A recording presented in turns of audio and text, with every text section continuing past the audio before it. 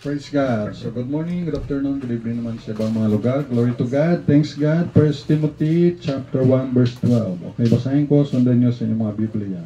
1 Timothy chapter 1 verse 12 at mamaya ay Hebrews chapter 8 verse 6. 1 Timothy 1:12. And I thank Christ Jesus our Lord who hath enabled me, for that He counted me faithful, putting me into the ministry. Ito ay sabi ni Apostle Paul, isa ka lawyer, attorney. At sa Hebrews chapter 8 verse 6, Hebrews 8 verse 6, but now hath he obtained a more excellent ministry, by how much also he is the mediator of a better covenant, which was established upon better promises. Let us go to the Lord in prayer. Our God, our Father in heaven, maraming salamat po Lord for this day. Thank you sa inyong salita, pagpalang inyong salita mahayag. Thank you, sweet Holy Spirit, help us, help me. At malapit kami sa iyo, Heavenly Father, in the name of the Lord Jesus Christ, kayo po ang magpala, mabot ang spiritual needs sa dito sa on-site, mga online. Bless mo sa Bethany Baptist Church, Makati, Pastor Nabli, at about mga Bethanites. Bless mo all over the world, Panginoon. We pray din, mga Israelites, safety, protection, blessings kanina, ingatan mo sila at sila manalo sa war against sa mga terrorists at blessing sa kanila pa sa Israel at sa mga God's people. In Jesus Christ's name, Amen. Amen. Ang title natin ay Putting Me into the Ministry to Continuation. Ang ministry ay 22 times na nabanggit. Ang ministry ng word ay 22 times na nabanggit sa Biblia, sa Old Testament at hanggang sa New Testament. At alam natin, ang number one point natin doon ay yung si Apostle Pablo, sabi niya, putting me into the ministry, number one, attitude.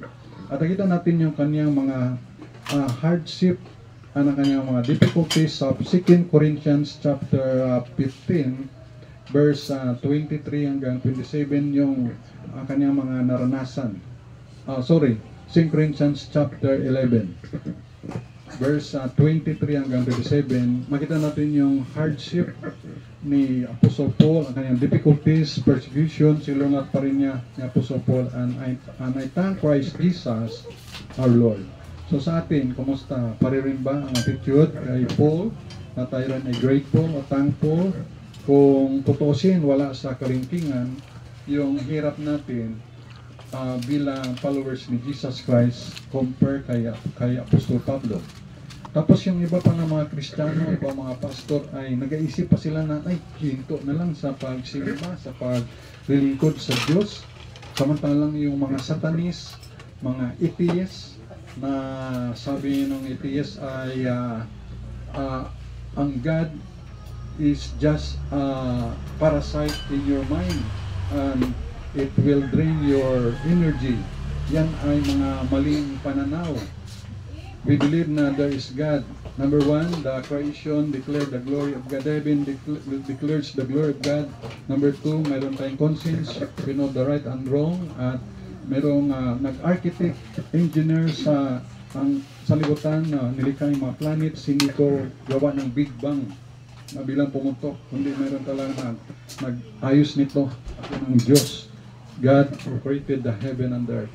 Si Yahweh, Jehovah, si Adonai, ang tawag ba si El Shaddai. Yan si Lord, no? Mayroon pa tayo si Elyon, si Yahweh. Kaya hallelujah means praise the Lord. At ang pangalan ng Diyos ay YHWH. Pag sinulat mo yung pangalan ng Diyos, mamigo ka muna, transfer ka ng pangalan. Ikaw mo, kailangan scribe, maligo ka bago isulat. Ganun ang pangalan ng Diyos, yan ay very holy.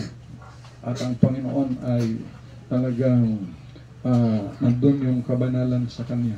Kaya nga, dito ay bilang followers ni Jesus Christ, at merong mga naisip na mga ganyan, matuto tayo na maging tapat sa Panginoon. Kasi yung mga atheists, mga idols worshiper, katulad mga Buddhists, Mga Hindu, alam niyo kung ilan ang Diyos ng Hindu?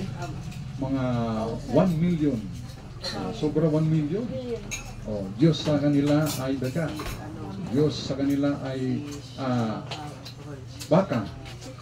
Diyos ay ibon. Diyos ay puno. Diyos ay ninuno. Mga 1 million yan. Ikaw pa lang nabanggit ko, wala pang nakaabot ng 10. Oh, imagine. Ang mga idols, worshiper yan, mga Buddhist. Ang mga Buddha nila, iba-iba rin pala ang Buddha. Na iba-iba rin yung, iba-iba rin na hindi lang pala isa yan, marami pala. So, marami, yung mga idol worshiper. Alam niyo dun sa, saan ba yun, nasabi ng isang missionary? I think kung, sa Thailand, sabi ng missionary, nang napunta siya sa Thailand, marami pala doon mga tinda doon sa mga market na mga gold.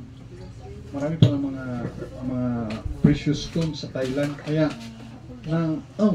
nalaman niya, Pilipino. Oh, Pilipino, Manny Pacquiao. Kilala siya Pacquiao, Manny Pacquiao. Tapos sabi ng Pilipino missionary, sabi niya sinabi niya tungkol si Lord Jesus Christ. Sabi ng Thailander, Lord Jesus Christ? Another boxer?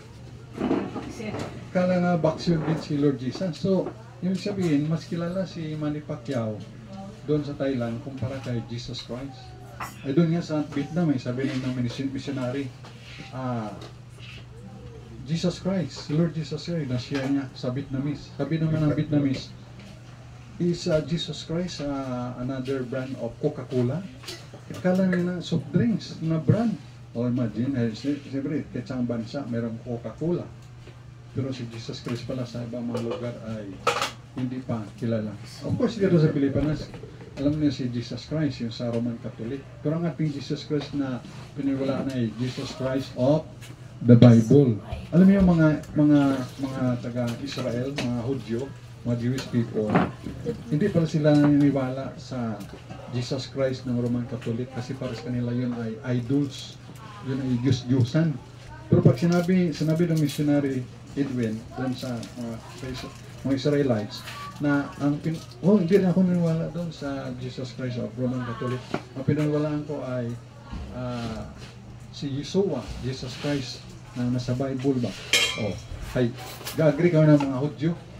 Kasi ayaw nila maniwala sa Roman Catholic na Jesus Christ. Kaya ang paniwala ng mga Jewish people ay idols. So ganun. So hindi mo pala sabihin nyo na yun ang Jesus Christ na piniwalaan mo, kundi yung si Yeshua, yung sa Bible na nakasulat. Yun. At tapos pag yan paniwala mo, tanggap ka sa mga Hudyo sa Jewish. Kasi sila, birikuan din sila, hindi sila nagkakuan sa mga idol worship, yung mga Jewish people na yan. So ganun, no? Imagine. Ibig sabihin, kung doon pala sa Thailand, sa Vietnam, o dito man sa mga kanayunan o tribo, na pag hindi pala kilala si Jesus Christ, hindi pa darating si Jesus Christ. Kasi sabi ng Bible, ay dapat ma-preach. Ang end of the world kasi, hindi yung may digmaan yung Ukraine versus Russia or Israel versus Iran, and Hezbollah and the Palestine or the Houthis rebels at yung mga Hamas. Mayroong gira, may earthquake, may landslide doon sa Spain, 158 yung namatay. Lindol sa Japan, dito sa Pilipinas, Typhoon Christine, Typhoon Leon, mga paghihirap, gutom.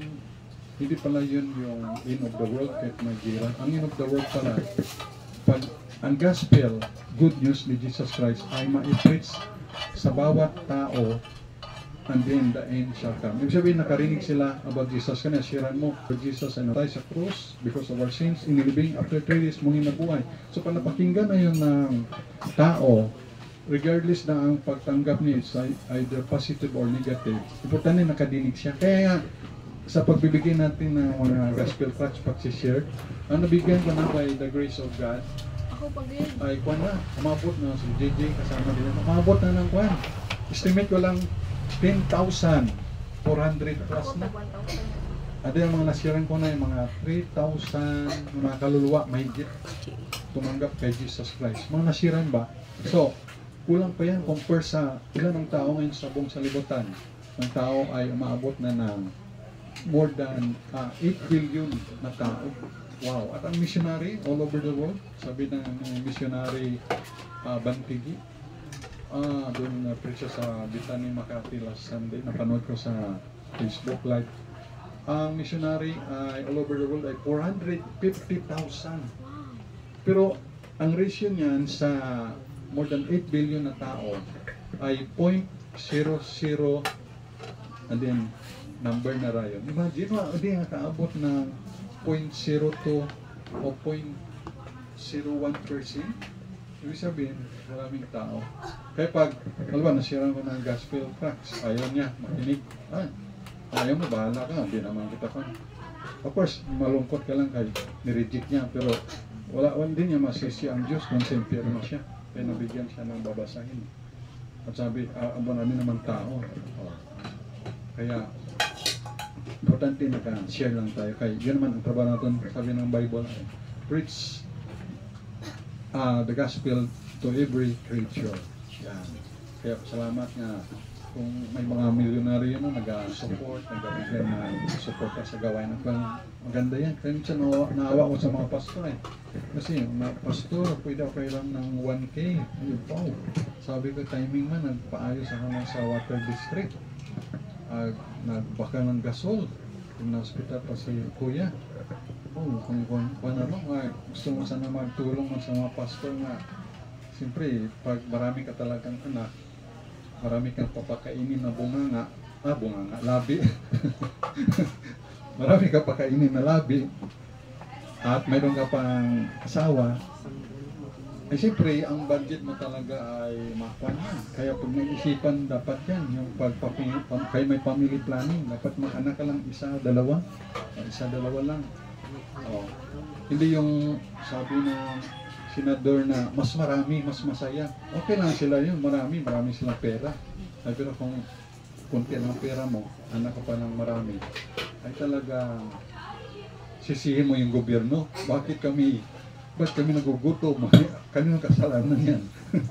Kayo ang mag-asawa ang may kasalanan yan. Anak kayo ng anak, hindi nyo pa ang kayong buhayin. Kaya kung mag-anak lang, isa lang o dalawa. Kaya si Sia, okay na yan, isa lang. Si JJ, saan na? Sabi ko, pag magpang kayo magtungki-anay kayo, gagayahin sa kapitbahay. 6 mga anak, 8. Saan natin ilalagay dito? Gutok, masikip na. Kaya, ayun, sa pagpaplano. Kaya, dito ay masabi natin na ang ministry is about people and also mostly it's about God.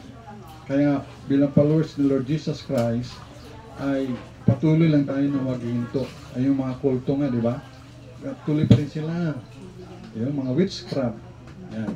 Mga fortune tellers, mga Mason, mga Illuminati, yan, even na mga Muslim terrorists. Siyempre, hindi naman lahat ay mga Muslim ay masama. Meron na mga mabait yan.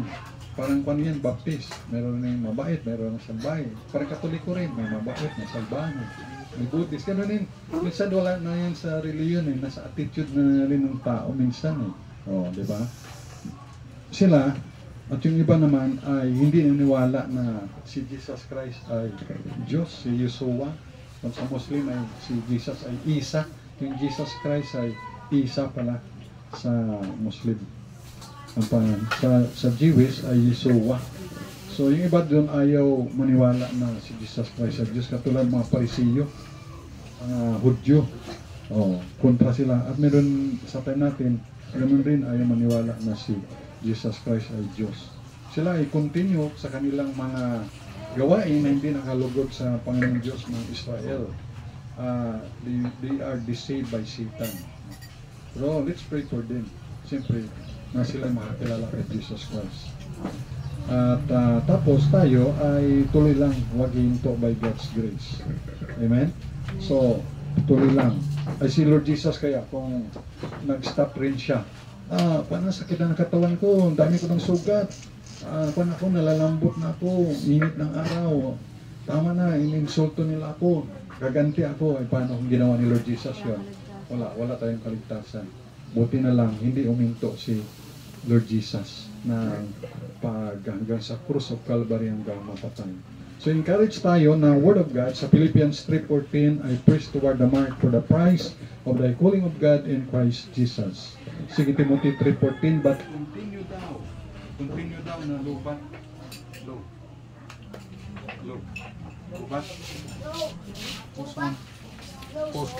Post. Amen, praise the Lord. But continue thou in the things which thou hast learned, and hast been assured of, knowing of whom thou hast learned them. Hebrews 12:2, looking unto Jesus, the author and finisher of our faith, who for the joy that was set before him endured the cross, despising the shame, and he sat down at the right hand of the throne of God. May sa Hebrews 8:6, sabi dito, but now hath he obtained a more excellent ministry. Excellent. Kaya ang ministry ay, sabi dito, excellent, hindi lang sa ministry. By how much also he is the mediator of a better covenant, which was established upon better promises. We have so many reasons na to thank Christ Jesus our Lord for putting us sa ministry. So bawat isa sa atin ay sa ministry. Amen? Ministry ni Sterpen, luto.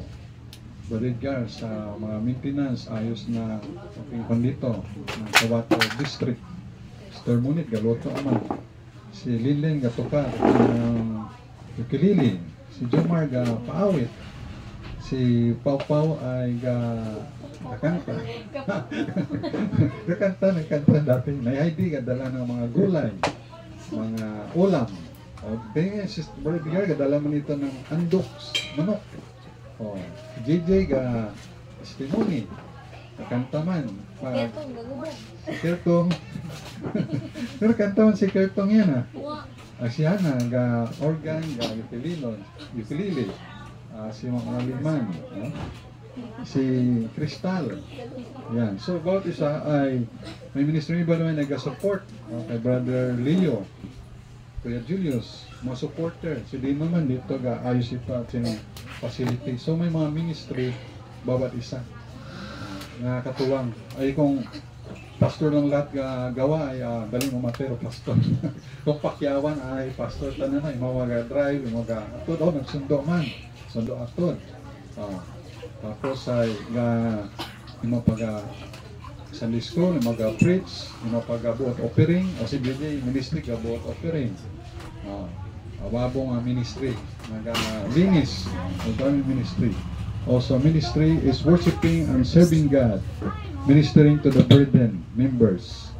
Sympathizers and ministering to the needs at mga unsaved people kaya nabigay tayo ng mga gospel tracts. So, ating nabigyan na ng gospel tracts bilang taga Bethany Baptist Church Mission, Palibo under sa Bethany Makati, Pastor Jerry Nabli ay 404 gospel tracts na katao na bigyan at ang nasiran ay 42 na kaluluwa. So hindi pa natin makita yan silang na nagasimba dito. Ito tayo nasiran sila 42. Ba kung lahat ng nasiran ko na 42 na yun ay dito ay puno na dito overflowing. Gutok na. Tayo, lahat yung nakatayo na lang, hindi makasya. Kaya pag-pray rin natin na the Lord will give us ang lugar. No? Pero kung dumating na si Lord Jesus, so praise the Lord, hindi natin yung problema ng lugar na lupa na yan. So, pag dumating si Lord, so pag hindi pa dumating si Lord, tuloy lang tayo sa pagtitipon para sa Kanya. Ministering to the needs of unsaved people na maligtas sila at mabaptize. Kasi JJ, pabaptize na yan, nagbaton ng tanggap na kay Jesus Christ. Kaya ganap lang siya na makasama ko na magpabaptize. Ma-disciple at matuto din mag-worship to the true and living God of Israel. So tayo nag-worship sa kay Yahweh, kay Lord Jesus Christ, the God, the living God of Israel. Ang iba, gusto nyo, sino gusto nyo i-worship? Yung crocodile? Ang ina-worship nila sa Africa, crocodile. Gusto nyo i-worship? Yung emperor sa Japan, kahari sa Thailand? Gusto nyo ba yun? Gusto nyo i-worship ay yung baka doon sa India? Kaya yung mga baka sa India, hindi nila binabangga yan. Kaya si Diyos nila yan. Doon sa Bangladesh, ang worship nila, may gatas pa yun sa templo.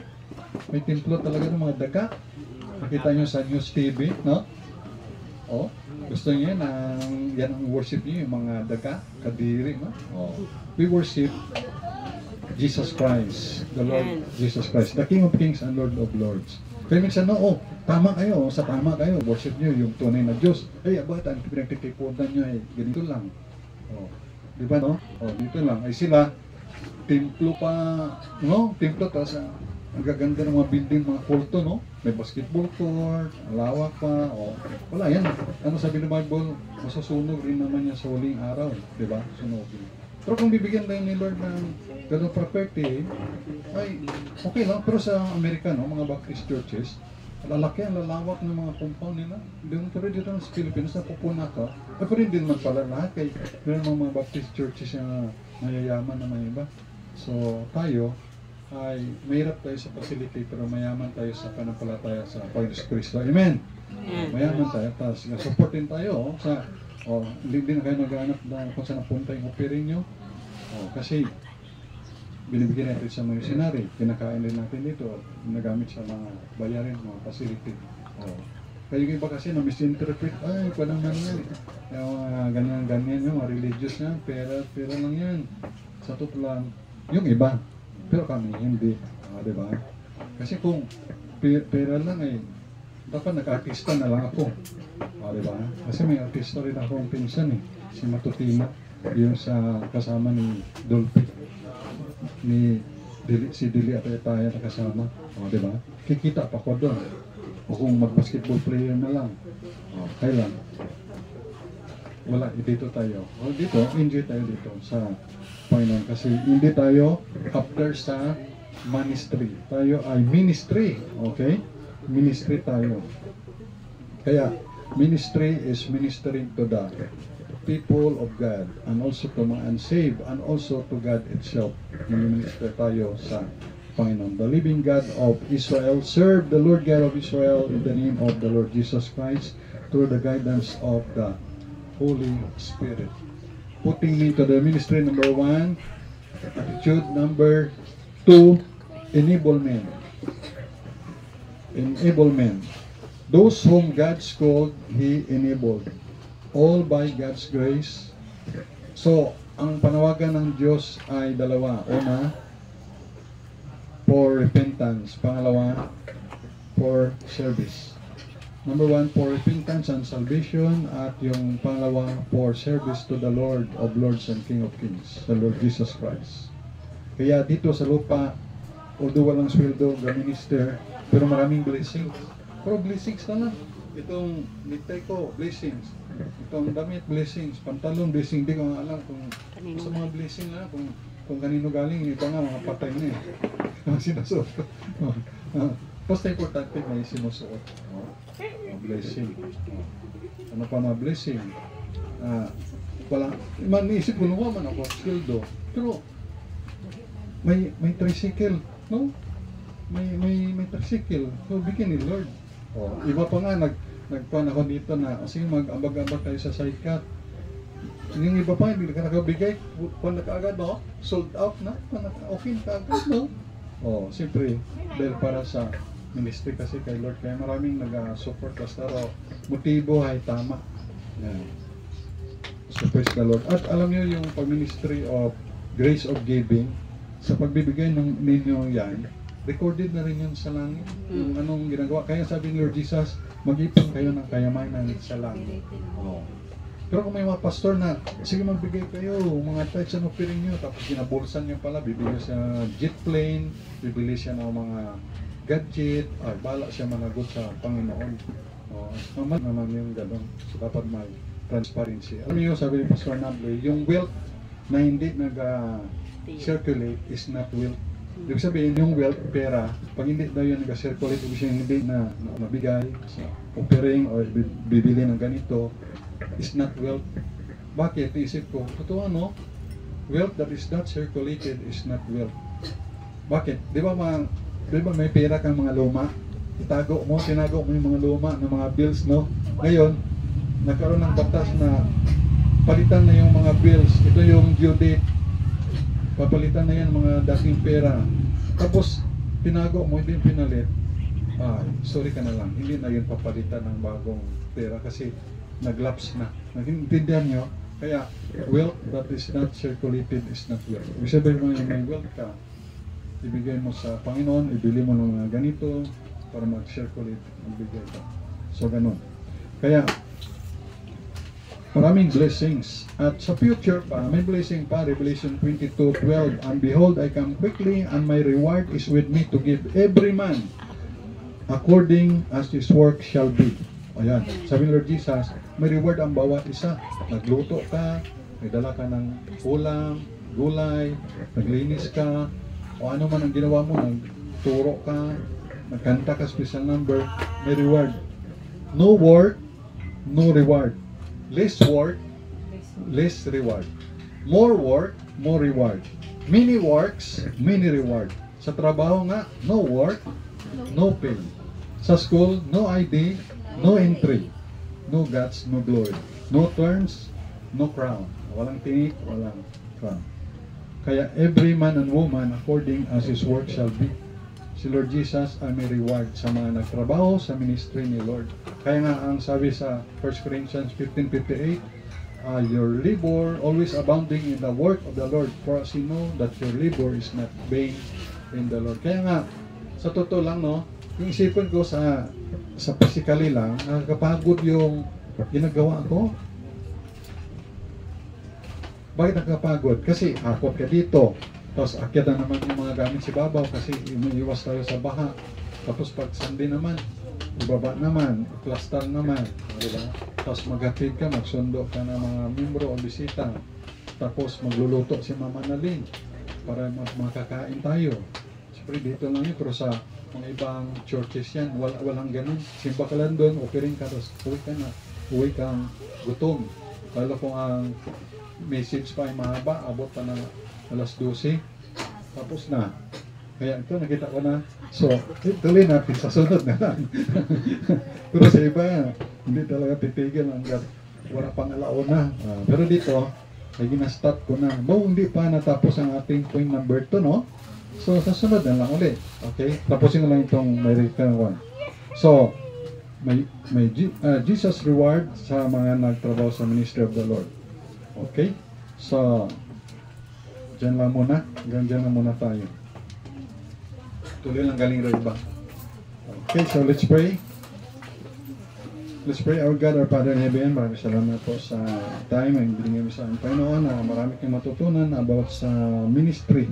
Salamat, Panginoon, na si Apostol Pablo, bagamat siya lawyer, siya ay napasalamat na nilagay niya sa ministry, Panginoon.